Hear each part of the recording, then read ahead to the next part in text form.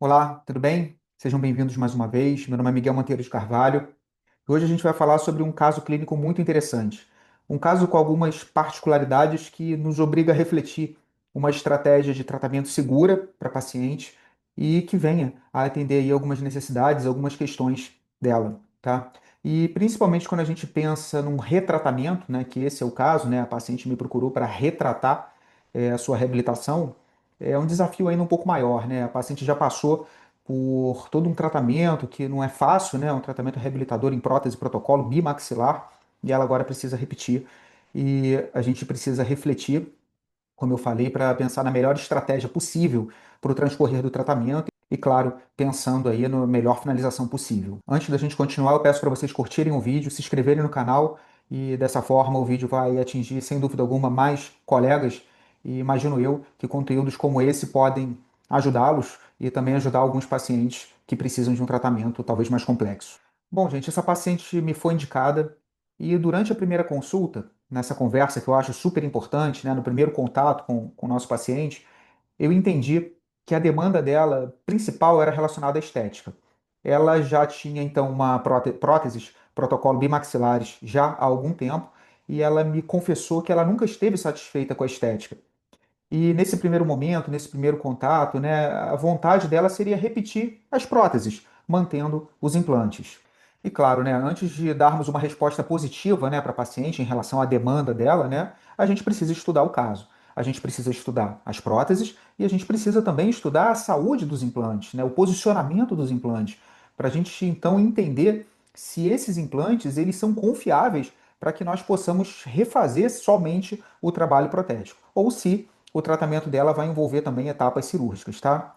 E nesse primeiro momento, né, nessa imagem que vocês estão vendo, a primeira impressão que a gente tem é de um desvio de linha média, né? Isso é uma realidade, né? Isso aí está colaborando aí para a deficiência estética do trabalho e a insatisfação da paciente. Além do desvio de linha média, a gente pode notar também, né, com essas linhas que eu estou traçando aí, né, trazendo esse paralelismo de terços faciais, uma inversão de curvas, né? A gente nota que a curva de SPI, pelo menos, ela está invertida. E essa imagem, gente, ela começa já até a me preocupar um pouco mais, a nível mais estrutural. Eu começo a notar, vocês podem notar aqui o meu mouse, né, no quadrante 2 dela, no quadrante um também, mas um posicionamento já, uma visualização da plataforma do implante, né? O que isso sugeriria, né? Que esses implantes estariam coronais demais. Eu tenho inclusive um vídeo aqui no canal que trata do estudo de linha de sorriso prévio, né, durante o planejamento, né, prévio ao procedimento cirúrgico e durante o planejamento. Isso porque é fundamental que a plataforma dos implantes em prótese protocolo superior esteja posicionada além da linha de sorriso, atrás do lábio, durante a linha máxima de sorriso da paciente, né? E me parece que na visualização dessa fotografia, clinicamente também eu tive essa preocupação, esses implantes estariam muito coronais. Nessa outra imagem, né, gente, a gente consegue realmente visualizar de uma forma mais clara aqui a plataforma do implante, né? A gente vai ter outros dados aí para confirmar isso, tá? Mas já começa realmente a ficar evidente esse posicionamento coronal do implante. Essa fotografia também evidencia outras falhas, né, do trabalho em si, né? Que seria aqui uma inversão oclusal, né, uma inversão anterior. Nós temos aqui um trabalho reabilitado em classe 3. O ideal, né, quando reabilitamos um paciente, é buscar uma oclusão mutuamente protegida, e dentro da oclusão mutuamente protegida, seja sobre dentes ou sobre implantes, nós buscamos uma oclusão em classe 1, né?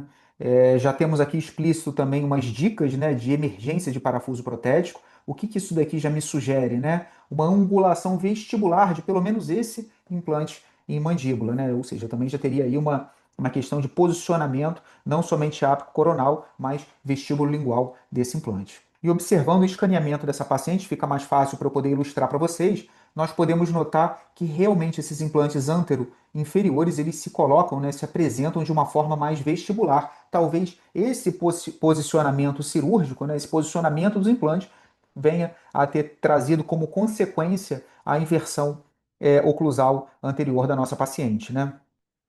E rodando então aqui o escaneamento da nossa paciente, fica mais evidente ainda, né, a infelicidade aí na finalização oclusal desse trabalho protético, né? Ainda mais aqui nessa visualização mais lateral, a gente nota que pelo menos entope em alguns elementos e realmente uma projeção anterior-inferior, o que não é positivo aí para o conforto funcional. Bom, inicialmente a paciente falou muito da estética, né? Falou que não estava feliz com o resultado do trabalho, que não estava se sentindo bem, mas ela confessou também dificuldade ao mastigar e na higiene do trabalho. Inclusive, ela comentou que tinham regiões da prótese em que ela não higienizava já há bastante tempo, porque ela não tinha como passar o fio dental não entrava, ou seja, isso aí é um outro quesito que, inclusive, mais uma vez, tem vídeos aqui no canal falando, né, enfatizando da nossa responsabilidade, né, como profissionais em viabilizar um trabalho higienizável, né? Então, infelizmente, esse quesito não foi também atingido nessa situação e ela também me relatou isso. E dando sequência, agora nós precisamos estudar a radiografia da paciente, né, para entender como é que está a estrutura desses implantes a nível radiográfico. E, bom, a primeira impressão que nós temos, né, é de algumas má adaptações da prótese, né? Além disso, nós notamos aqui nas marcações em vermelho, né, níveis ósseos verticais, pelo menos, reduzidos, o que pode sugerir aí já a presença de periimplantite. E além disso, né, essa marcação em laranja, já correlacionando com os dados clínicos que nós temos, a confirmação do posicionamento mais coronal desses implantes, né, no superior, com uma implicação mais a nível de correção de curva de Spix, que seria necessário, como nós vimos, né, e no inferior nos impossibilitaria utilizar componentes angulados, né, para puxar então esses implantes, a emergência do parafuso protético desses implantes mais para lingual, para corrigir então a oclusão da paciente que hoje se encontra em classe 3, né? Então, tudo isso reunido, né, nos leva a um prognóstico não tão favorável da manutenção desses implantes para viabilizar uma reabilitação talvez aí digna, né, uma reabilitação justa que vá reunir aí todos os fatores estéticos, que é uma das principais queixas da paciente, mas também funcionais e higiênicos. Gente, o tratamento ele precisa ser sempre personalizado. A gente tem que entender clinicamente como o paciente está, radiograficamente como o paciente está e também emocionalmente. Não é fácil para essa paciente, ela está num momento difícil, né? Ela está precisando refazer um trabalho.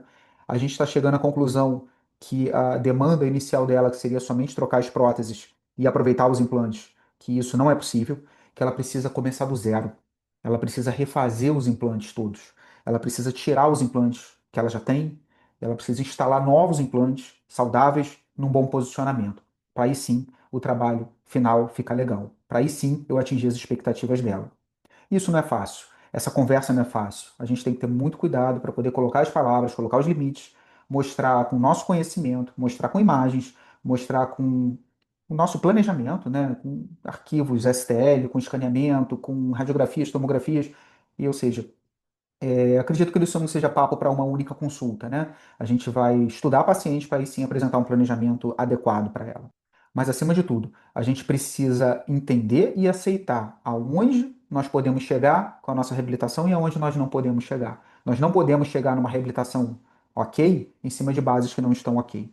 Então, isso a gente precisa entender e aceitar. E a partir desse conhecimento, a gente vai sim fazer o possível para poder satisfazer a nossa paciente. Para não ficar muito longa essa videoaula, eu dividi em duas partes. Vamos finalizar a primeira aqui e muito provavelmente aqui embaixo vocês já vão ter acesso à segunda parte desse caso clínico, onde a gente vai desmembrar o planejamento e a execução do caso.